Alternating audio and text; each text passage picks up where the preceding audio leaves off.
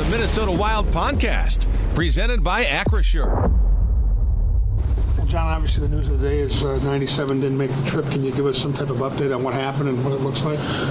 He was a little sore, I think, going into the break, and then talked with the doctors and stuff yesterday. So right now, as far as I know, it's day to day. I think as the press release said, and then we'll see how he's feeling each day here moving forward. Is this related to his prior injury that kept him out, or something new that's popped up? No, something new. Yeah.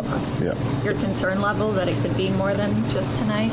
I don't have a big concern level of it as of now because, as I said, he was a little bit banged up prior to going into the break, but we all saw how he played against Chicago, and then I just think it was important, for today with a little bit banged up with the schedule. So we'll see what he does today with his treatments and things like that, and see what he looks like for tomorrow. Do you have a sense for how long he kind of been banged up for, or because you're playing through stuff at this point? Yeah, it wasn't for how long he was kind of dealing with it. Yeah, it wasn't too long. It was just something near ups coming in near the end of or leading into the break. How about with that? Is he getting a little closer? Is this just one of those trips where off 3 days off, tough to put him back in there?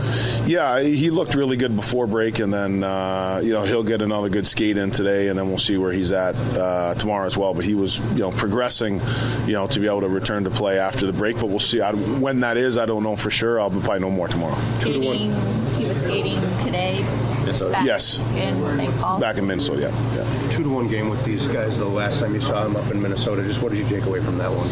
I thought it was a hard-fought game by both teams. It wasn't there wasn't a lot of free space. I thought both teams checked pretty well. They get one on the power play and then a face-off goal. But it was it was a hard-fought battle for sure. This is such a weird day with traveling in the morning, traveling at night. I mean, at some point, do you just kind of laugh and say this is kind of part of the deal? Yeah, I think everybody we all know, coming into it what the situation is. I think you make the best of it. I mean, guys are up a little bit earlier than normal today, but you travel, at least you get a skate, you get pregame meal. Now the day starts to normalize, I think, for everybody. So we'll be ready to go. It's a little bit different than what you're used to, but you're also coming off of a little bit of a break. So I think there's freshness there and excitement to get back to play. Just got to manage yourself through the first part of the day. Is there anything new with Middleton and Lauko? No updates on those guys yet, other than they are continuing to progress on their timelines. Yeah. John, you're going to have Jake Ottinger at the Four Nations. What makes him an elite goaltender in our game right now? Well, I mean, he's a big kid. He moves well laterally. I think he's got a knack to make key saves at key times. That's a lot of times what's the difference between a good goalie and a great goalie, right? There's so many guys that have talent in the league, but he's shown the propensity to be able to make key saves at key times and breakdowns, and plays well in big moments. So that's been he's been an impressive guy to watch. Is it Gus today or Flower? Gus. Mason Marchment said that usually on a day like today, the smarter team wins the game. What do you think about the mental side of a game like this? Yeah, I think it is. When guys haven't been, I think it's as Mason said. I think it's the break is as much mental as it is physical. Because you're not practicing, you're not in video. It's kind of a mental break. So, coming in when you haven't skated in 3 days, and both teams basically have a 25-minute skate prior to the game. It's managing the puck. I think it's making sure that you're plugged in mentally for the game.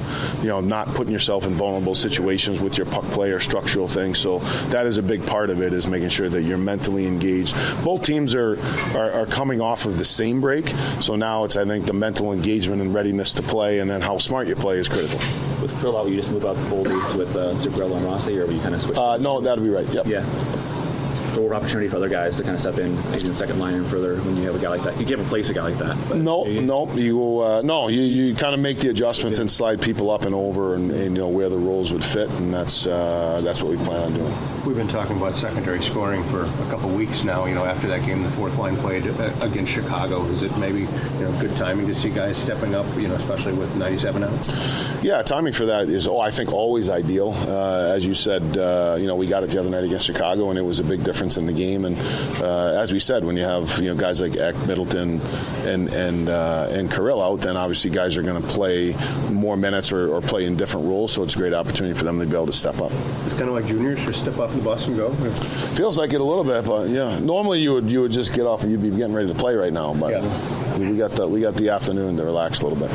I know every point counts the same, every game win counts the same in the standings right now, but are wins against guys like this in buildings like this important mentally for teams? You know, when you play against playoff caliber teams you might play in the playoffs, like winning against teams like you've been maybe having some struggles with, like the Winnipegs and Dallases. Yeah, I think the big picture part that you're talking about isn't necessarily the focus right now. I think it's really trying to manage today and make sure that we're ready for the target that's in front of us tonight, which is Dallas, and then as we get up and running and back into things, and then we want to go through the next stretch, which basically is Christmas break till the Four Nations break, right? And then you have another reset, and then you push forward through. So to me, it's not the big picture part of it. It's just making sure that we're staying focused on what we can control, our game, finding ways to win, which is managing today the right way, facing Dallas, and then getting ourselves going. For an extraordinary advantage in sports, you need a game plan.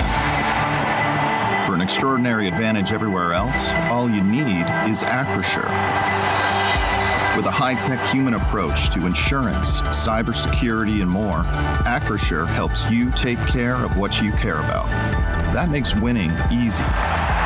See what Acrisure's extraordinary advantage can do for you at Acrisure.com.